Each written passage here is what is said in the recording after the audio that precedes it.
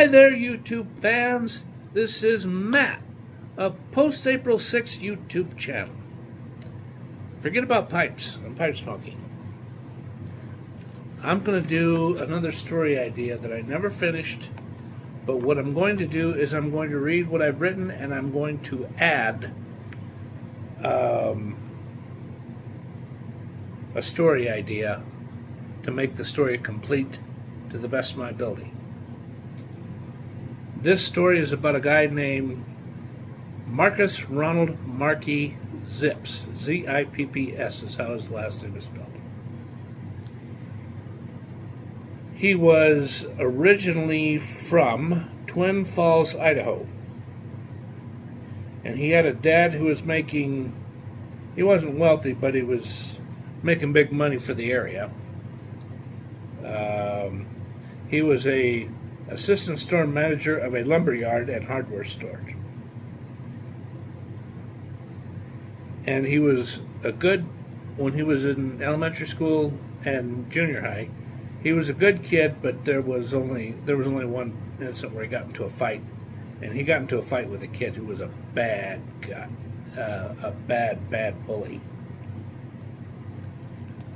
And he gets a good college education. And he becomes a computer programmer for point-of-sale systems. And one day he's fed up. And he wants to do something else with his life because he's just getting so tired of,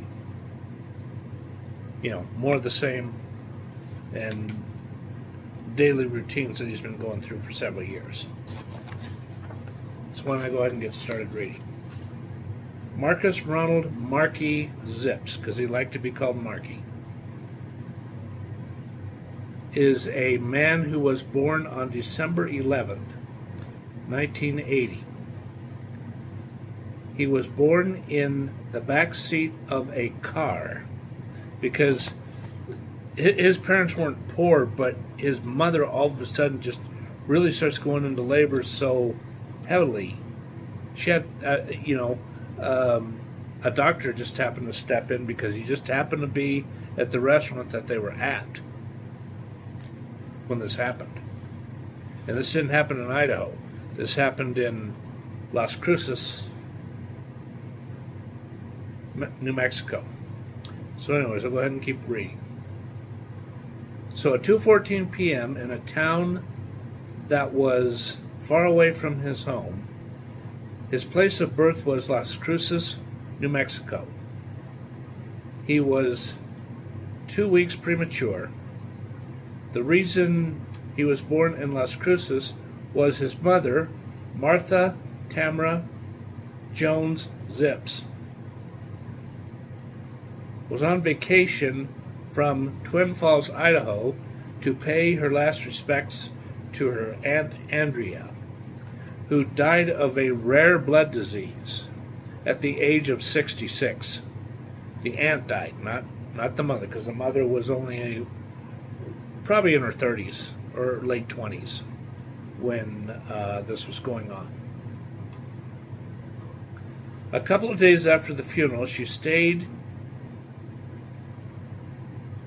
in the back seat as her husband, Ronnie Joseph Zipps, was taking a nice drive around Las Cruces. And all of a sudden she had extreme uterus pains and was vaginally bleeding because she was starting to go into labor.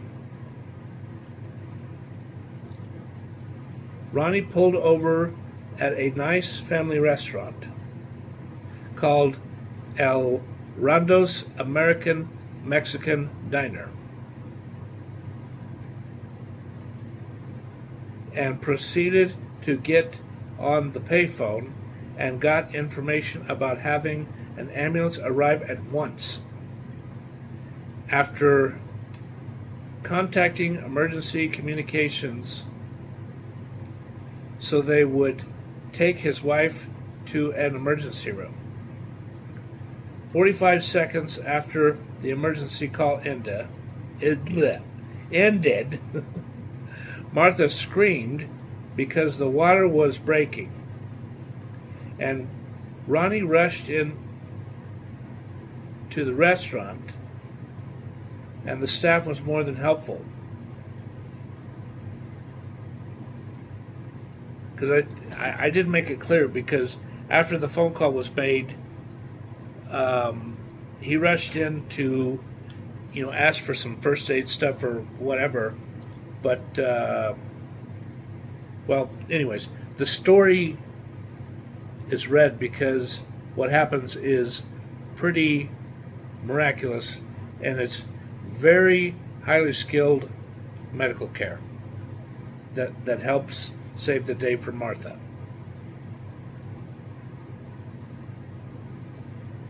So, as I said, it was more than the restaurant staff was more than helpful, and it just so happened a nice gray-haired OBGYN male doctor was halfway done eating his cheeseburger and fries, and Dr. Steinberg stepped in to examine Martha, and a manager gave Ronnie, the soon-to-be daddy of his first baby boy, gave him a sanitized beach towel, a first aid kit, and a bottle of rubbing alcohol.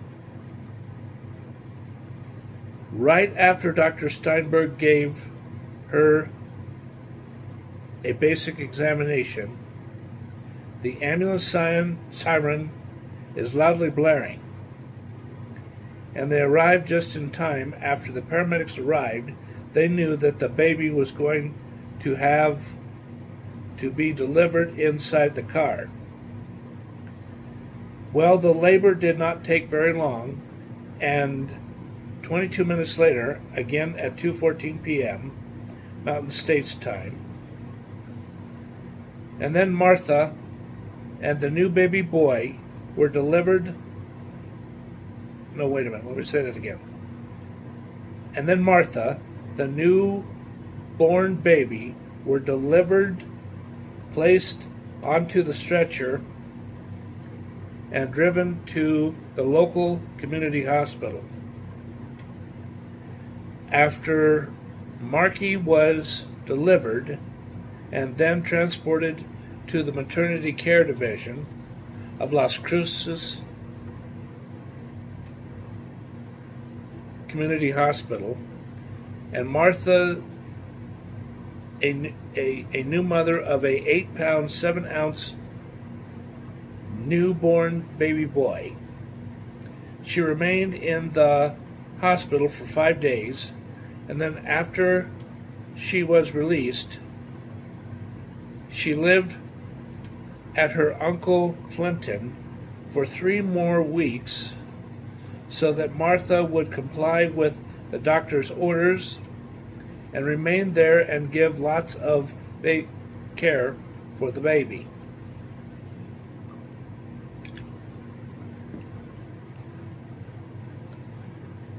After 7 days, Ronnie returned to his job in Twin Falls, Idaho, so he could resume his job as a lumberyard hardware store assistant store manager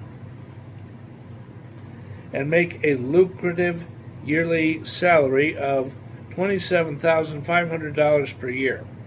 Because back then, $27,500 a year is easily the equivalent of $65,000 in 2026. In fact, it may be greater than $65,000 a year. At least that's my opinion. Ronnie was earning good money for a man who was only 30 years old and had an education of being a high school graduate and nothing more. As Marky grew up, he loved being called Marky and not Mark or Marcus. After he became a kindergarten student at Sawtooth Elementary School, located on Stadium Boulevard, because this location actually exists. It's not made up. Or at least I'm pretty sure of that anyway. he was a very good little boy. And after he elevated from first grade, second grade, and third grade, he did not have any confrontations with students. When Marky was a fourth grade student, a sixth grader, a boy who was large and muscular picked a fight with Marky. He viciously taunted him and called him a pussy, and said, "A 5-year-old kid," or no, wait, let me say that again. "A 5-year-old little girl is much tougher than you." He said it about like that, in a more, fairly masculine little boy's voice. And then Marky got so mad at the big kid, he took off his backpack and smacked him really hard in the face.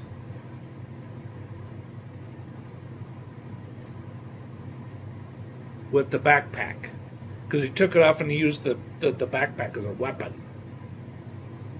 Causing the sixth grade, large-framed and height boy named Danny Mann to put his hands on his face and scream in pain.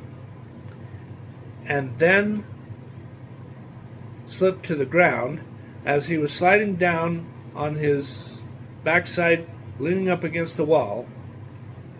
Then after he was stooping on near ground, Marky lunged over him and punched him and kicked him so hard he screamed in fear. After 7 strikes, 2 adults ran over to Marky, and 2 different adults grabbed both of his arms and pulled him away from Danny.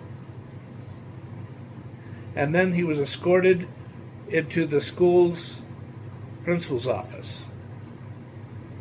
And they questioned him, and Mr. Fulton did not take any actions against Marky and assured him that Danny would be suspended from school for a week because the student said something to incite violence against Marky. And the boy harassed too many students too many times. Well, from 4th grade to him becoming a junior high school student, Marky did not have any serious problems. He learned to drive a car in February of 1997. And he also got approved for a driver's license as well. His dear old daddy bought him a neat little 1989 used Toyota truck, with Daddy paying $700 of his own money, I might add. Marky was almost a semi-adult. And to make life even better, he got a job working part-time as a grocery bagger at Winco Foods grocery store, earning about $89 a week, helping a successful grocery store be successful and pleasing to all customers. After Marky graduating high school at Canyon Ridge High School, he worked his butt off from June 7th, 1998 to August 18th, 1998 at Winco Foods, and saved up several $100s, and did lots of moving work for a large business corporation that needed lots of help setting up a multi-billion-dollar business venture near Twin Falls, Idaho. He had over $1,000 in his pocket. Plus his grandparents, three aunts, 8 different cousins gave him over $800 in financial gifts. He had over $2,200 to his name. When he left Idaho to attend Strayer, that's spelled Strayer, University of Washington, D.C., he obtained a bachelor's degree in information technology and data management. And in June of 2020, I almost said that the wrong way. And in June of 2002, he was a college student, and he was an intern right after graduation at the U.S. Department of Health and Human Services. That's also known as Social Services. For 6 months. And during his duration as an intern, he lived in a nice, small, one-bedroom apartment in Silver Springs, Maryland. Because, see, Silver Springs is near Washington, D.C.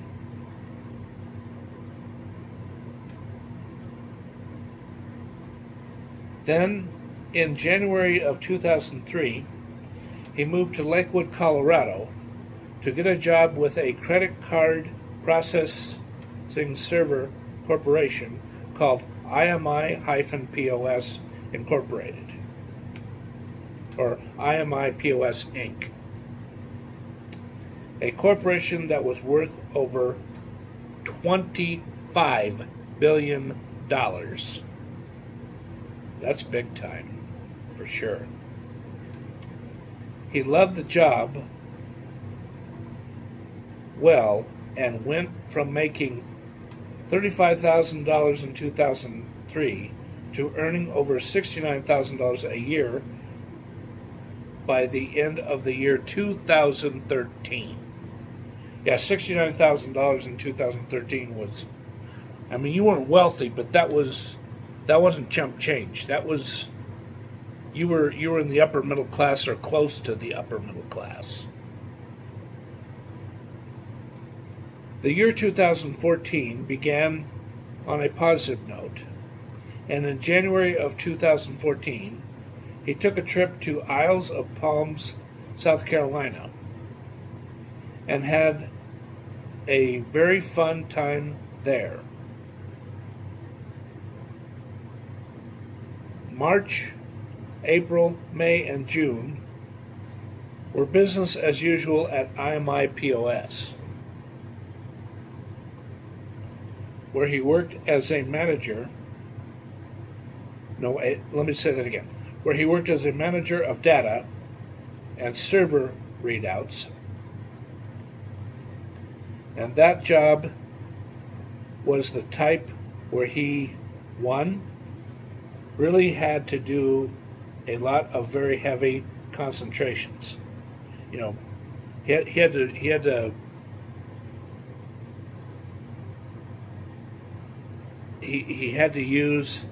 had to contribute a lot of his own, mind power and self-discipline, is what that meant. Then one day, on June 20th of 2014, he wakes up after getting to bed earlier than usual. On the night before, he went to bed at 9:30 p.m. and slept for 14 hours until 11:41 a.m. When he awoke, he felt very groggy and confused. He knew it was his weekend off, but he just didn't want to do anything. He just wanted to sleep in his comfortable queen-size bed. He got up to relieve his really full bladder and have a sip of water that was leaked into his blue bathroom tumbler, pouring from the bathroom sink's faucet.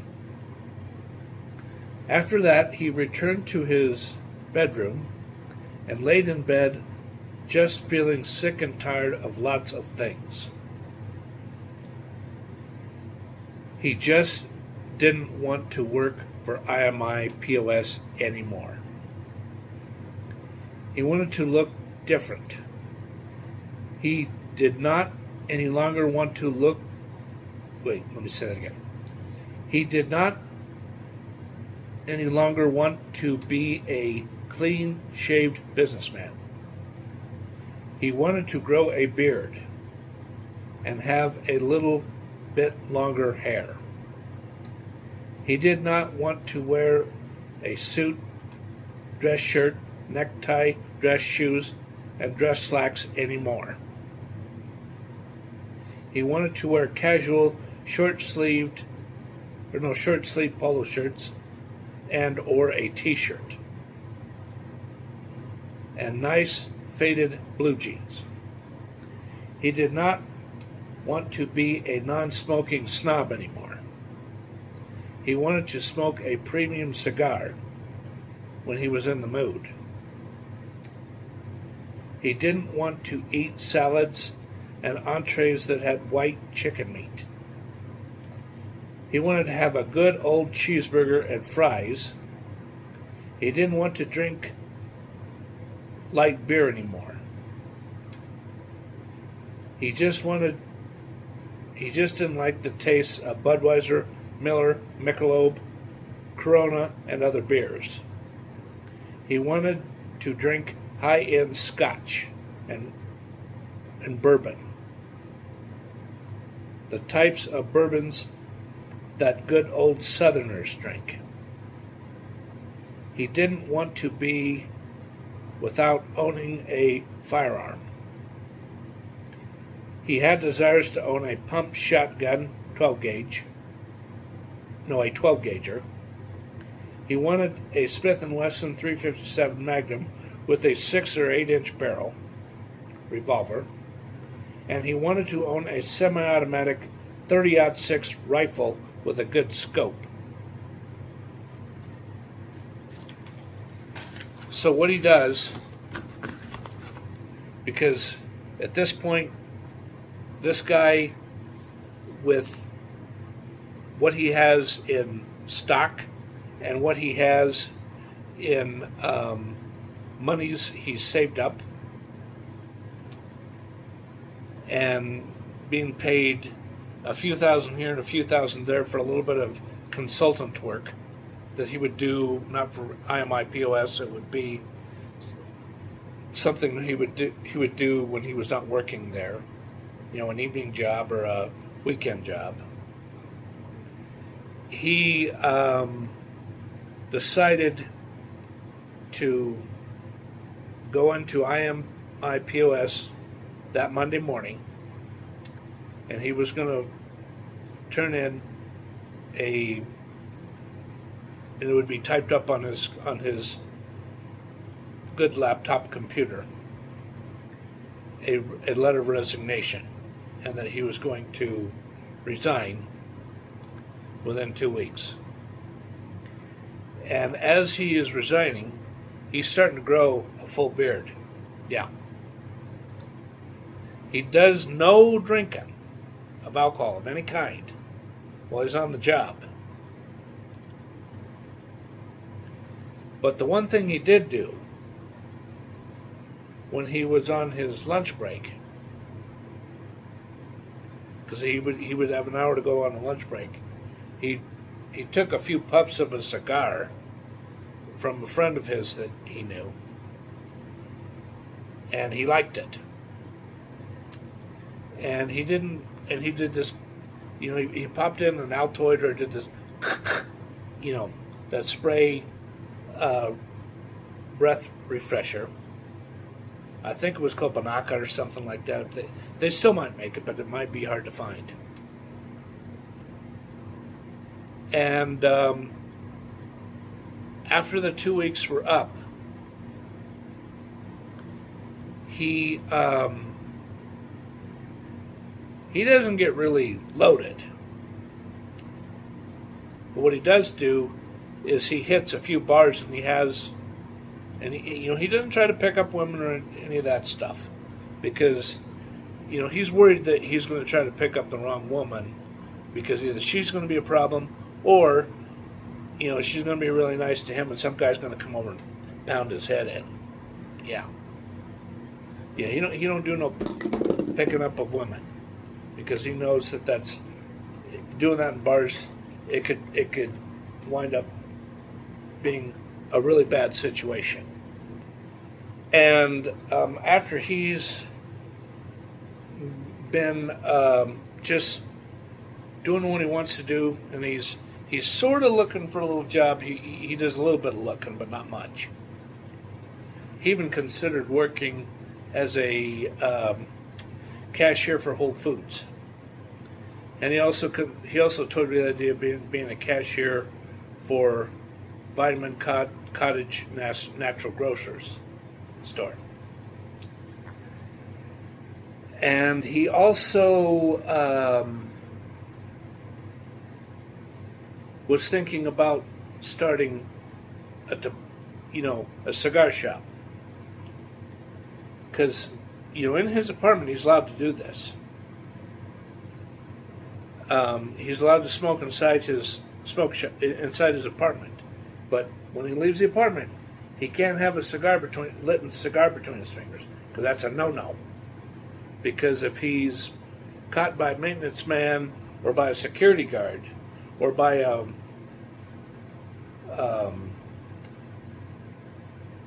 leasing agent or a manager from that's in the leasing office, the first time they're going to give him a serious warning: don't ever do that again, or you're going to be fined $200. And he goes to this new and used record store that sells records, DVDs, cassette tapes, and they also sell VHS tapes, reel-to-reel tapes occasionally, and they also sell 8-tracks. The owner of this store dies in a fatal heart attack. Yep. And the owner of the store was about 67, 68, somewhere in there, in that range. And he wasn't single, because his wife divorced him 3 years before this particular date. It's roughly about July 8th was when Marky finds out. And the date of when this used record store entertainment venture died was the same day that Jim Morrison died back in 1971. July 3rd. Yeah. He died at 6 a.m. He's asleep in bed, and he has a fatal heart attack, and he's screaming, "Help! Help! Help! Help! Help! Help! Help!" And a woman who's walking her dog hears this, and she calls the police for a welfare check immediately, and they use a special lock picking thing. It sort of looks like a drill, but it's not. It sort of looks like a combination of a pair of pliers where they put it in and go, and they turn the key.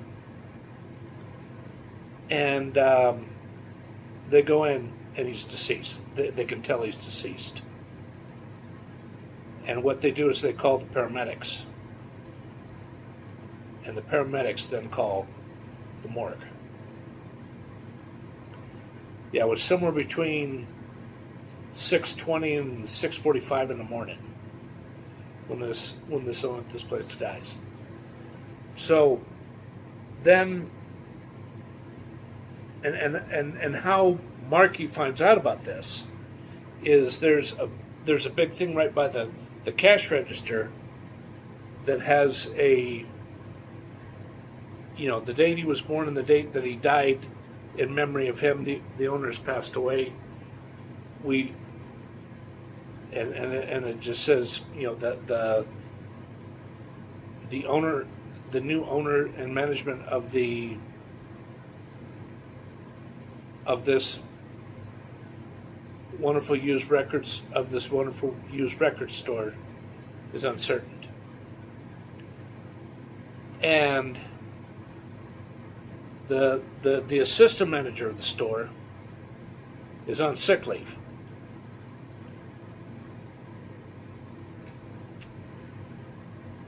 On July 12th,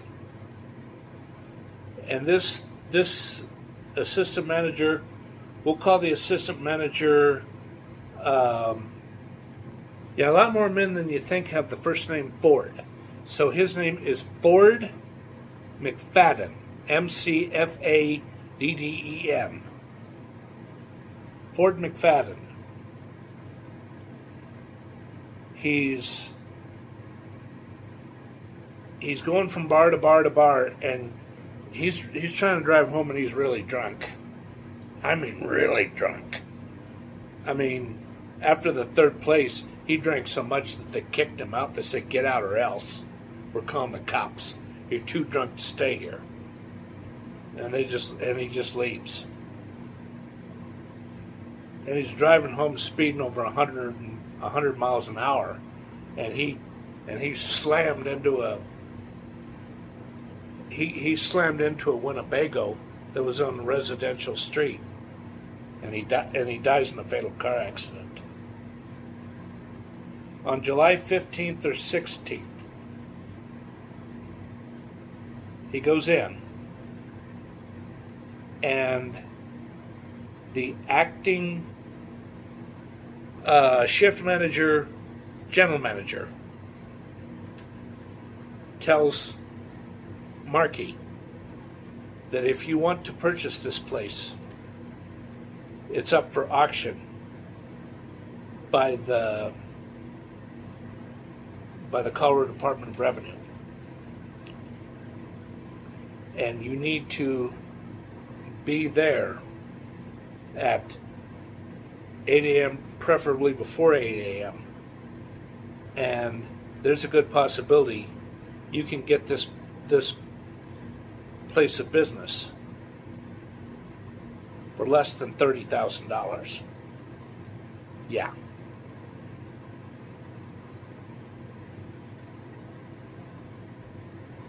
So what he does is he really gets his head together about what to do. And he goes to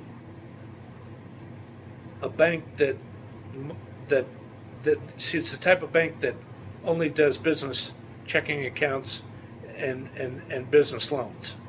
They don't do personal loans for people who are individuals that are not in business for themselves, or not wanting to get loans or checking accounts or credit cards for themselves as individuals instead of for business purposes. And he says yes. The loan officer, after they do a thorough credit check, and he waits in the waiting area for at least 30 minutes. He's called back into the office, and he says, "Okay, we can approve you for a loan of up to $46,000, but any higher than $46,000, we would not be authorized to help you. That's pursuant to the control of the currency, or the U.S. Treasury, or the U.S. banking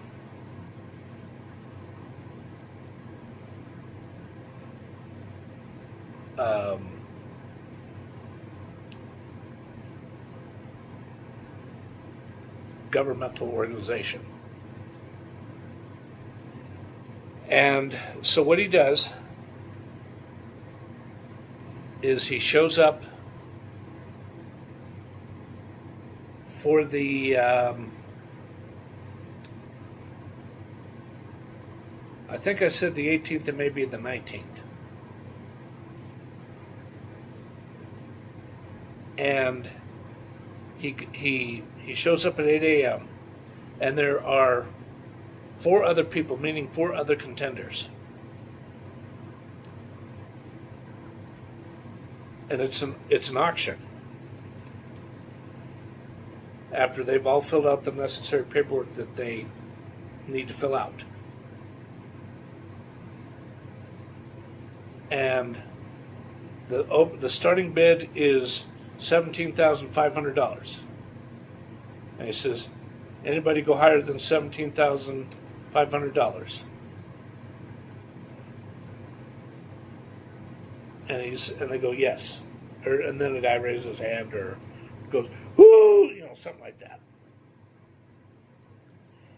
And anybody like to place a bid of $17,950. And another guy puts his hand up.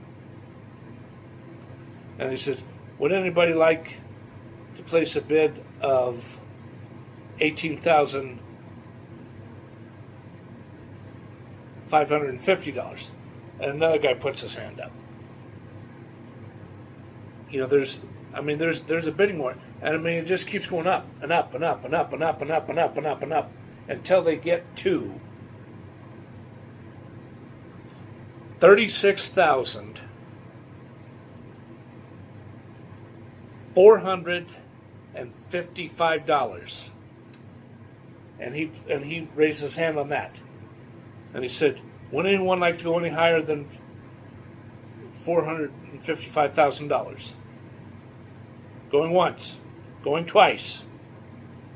And then he gets out the gavel and goes, he says, Mr. Zips, you're the winner. Congratulations. And he's just like, oh my God.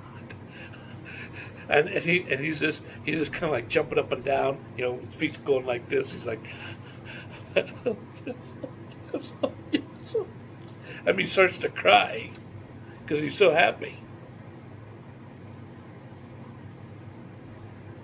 And then they go into the office and he discusses how he's going to finance it.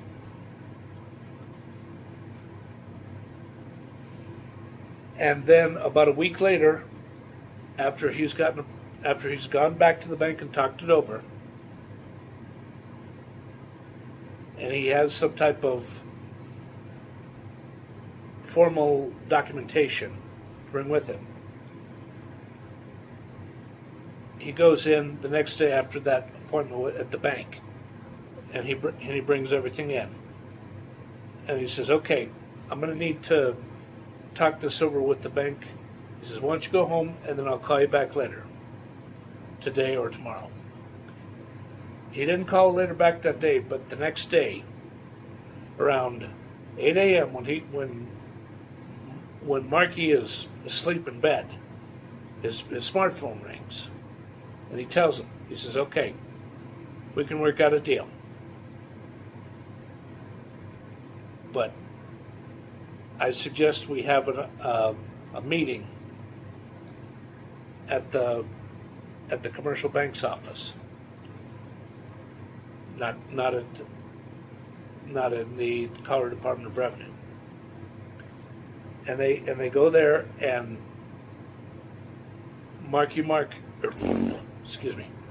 the man with the Colorado Department of Revenue and Marky Mark, they talk back and forth about some things, and then the Colorado Department of Revenue takes out some documents out of a briefcase, and he says, okay, fill all this out, and let me double check it before I have you sign it. And they signs it. And then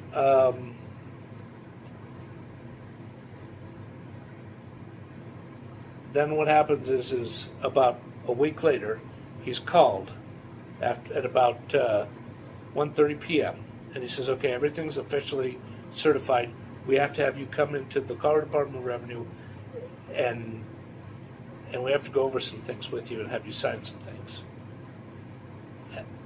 And then after he goes in and he talks about it, he says, okay.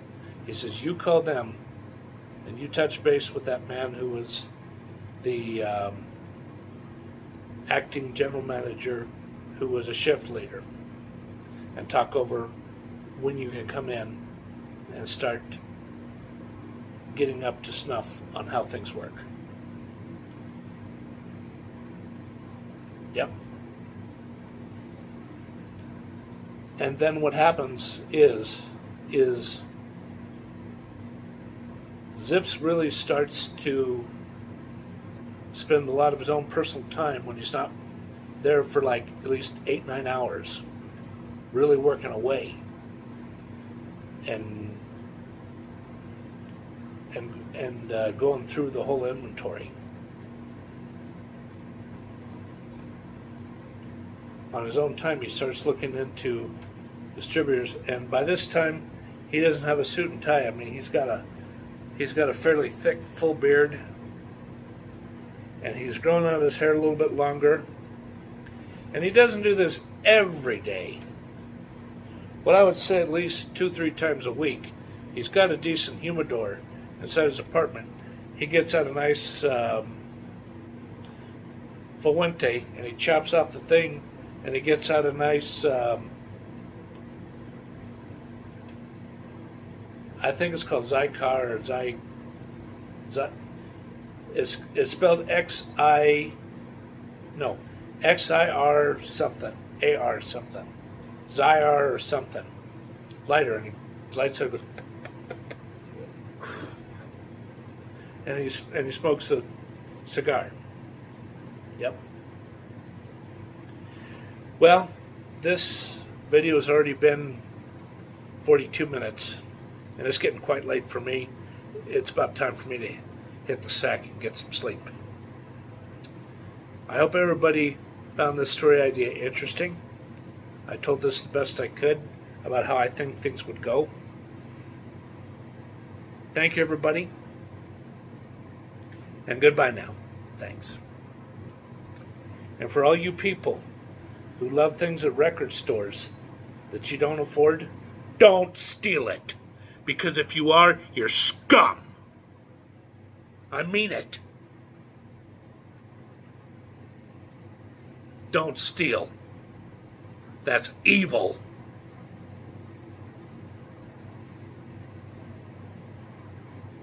Sorry for getting over dramatic, but I know a lot of people don't steal. And goodbye now. Thank you very much.